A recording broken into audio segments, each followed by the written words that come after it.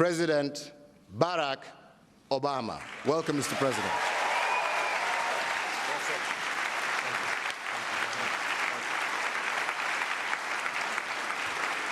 Thank you.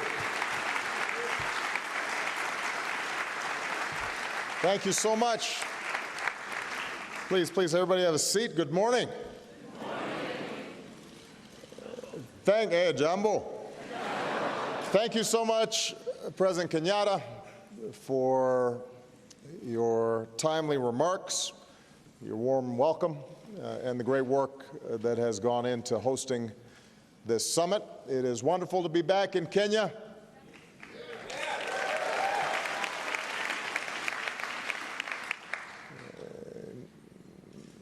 Niaje, Wasi.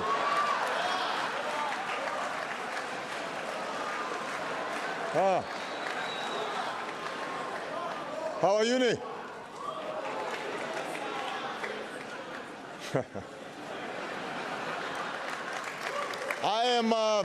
I'm proud to be the first U.S. president to visit Kenya.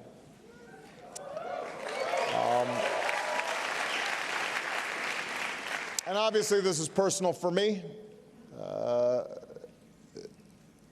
There's a reason why my name is Barack Hussein Obama. My father came from these parts. I have family and relatives here. And in my visits over the years, walking the streets of Nairobi, I've come to know the warmth and the spirit of the Kenyan people.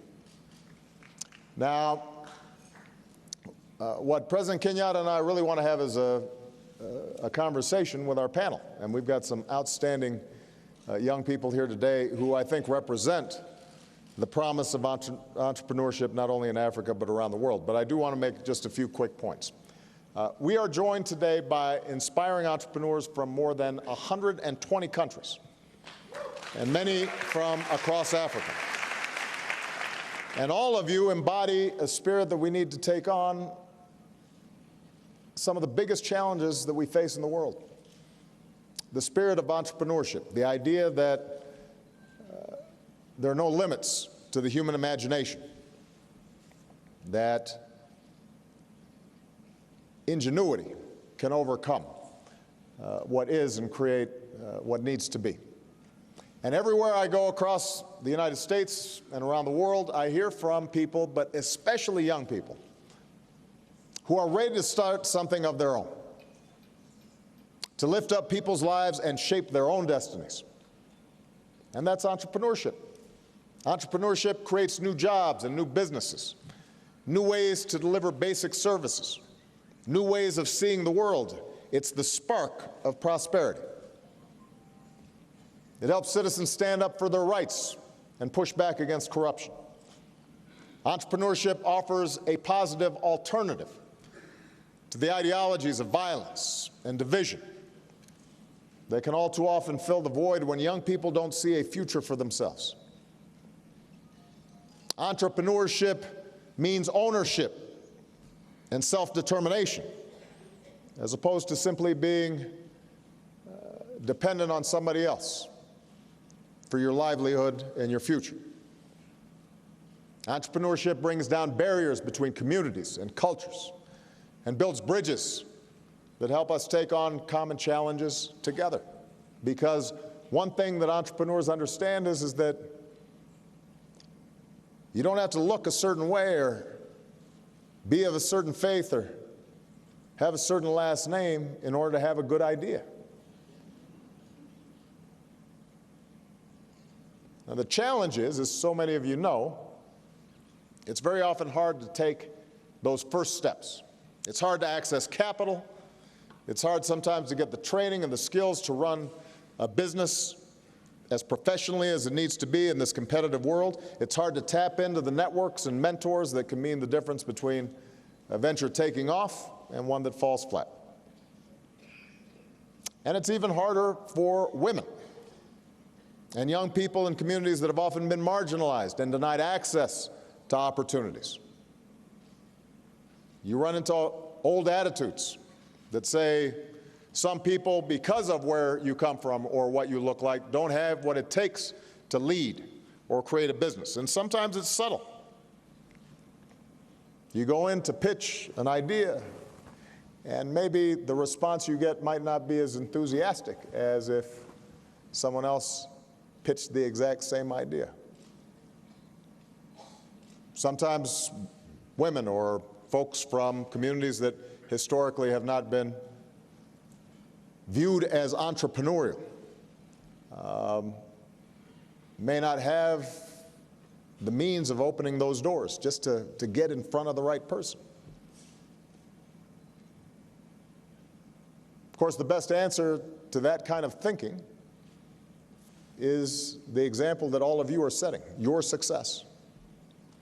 And that's why I've made encouraging this spirit of entrepreneurship a key part of America's engagement in the world. I launched the first of these summits in Washington 5 years ago. And since then, we've helped empower hundreds of thousands of entrepreneurs, giving them a boost to launch thousands of new businesses and initiatives.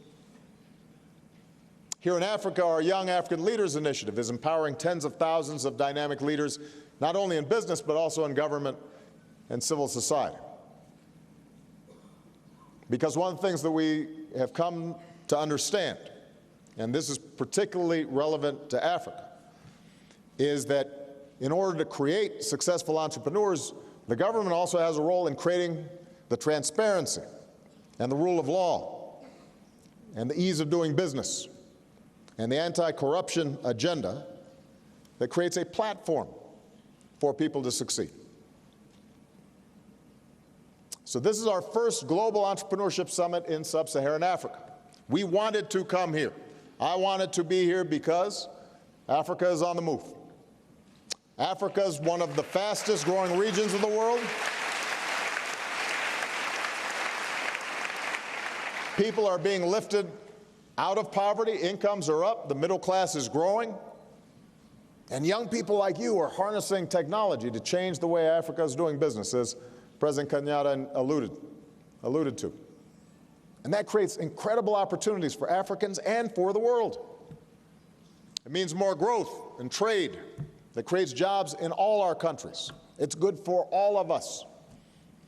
This continent needs to be a future hub of global growth, not just African growth.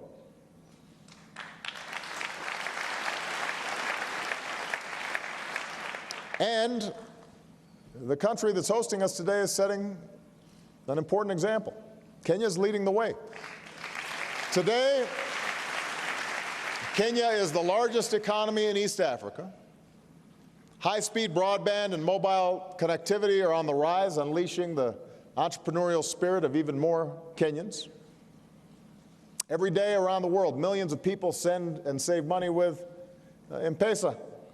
And it's a great idea that started here in Kenya.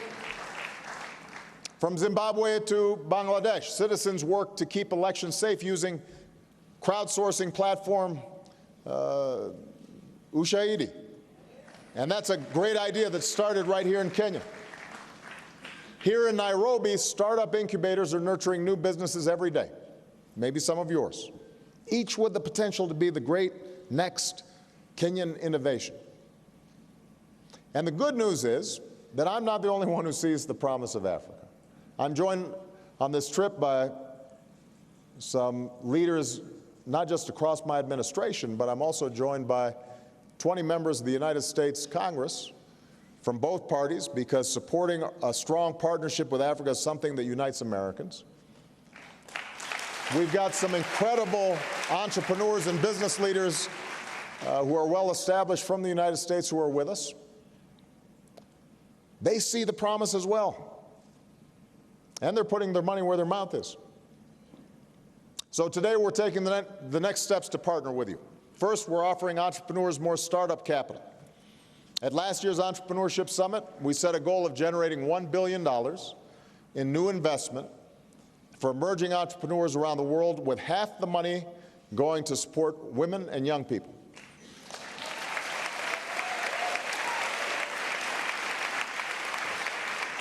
A few months ago, I challenged governments, companies, organizations, and individuals to help us reach this target. Today, I am proud to announce that not only did we make our goal, we surpassed it. We secured more than $1 billion in new commitments from banks, foundations, philanthropists, all to support entrepreneurs like you. Second, we're connecting you with the world's top business leaders and innovators. We handpicked more than 200 seasoned investors and entrepreneurs and brought them to this summit. I even brought a few of my presidential ambassadors for entrepreneurship. These are some of America's leading innovators and entrepreneurs. So if you see them, don't be shy. Pin them down, get their advice, pitch them your idea. That's why they're here. And don't be discouraged if they say, I'm not sure that's going to work. And they ask you tough questions. Because one of the things every one of these successful entrepreneurs will tell you is that along with incredible successes, they've had some failures as well. And they've learned from them. But they haven't given up. Number three, as I've said, we're stepping it up to support women entrepreneurs. Women are powerhouse entrepreneurs.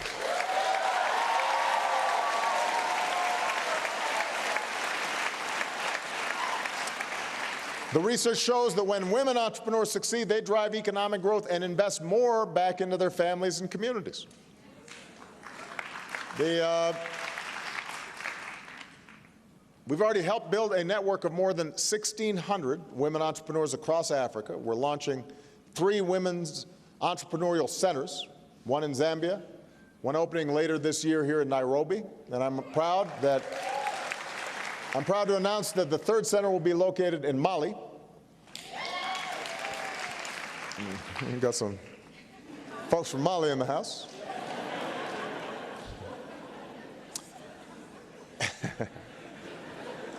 And as part of that $1 billion that I mentioned earlier, the United States Overseas Private Investment Corporation is contributing $100 million to support Goldman Sachs' 10,000 Women initiative, making more capital available to women-owned enterprises around the world. So, congratulations. So as you leave here today, I want you all to know that I believe in you. I believe that you have the drive and the passion to change the world. You can unlock new solutions to the pressing global challenges that we face. I believe that. I believe that as you make these innovations, you'll make life better for all of us. And I'm looking forward to being your partner in that process. So with that, what I think we need to do is to hear from some of these young entrepreneurs themselves. They can tell us a little bit of what they're doing, because I think they're great examples of all the talent that is here today. Thank you very much.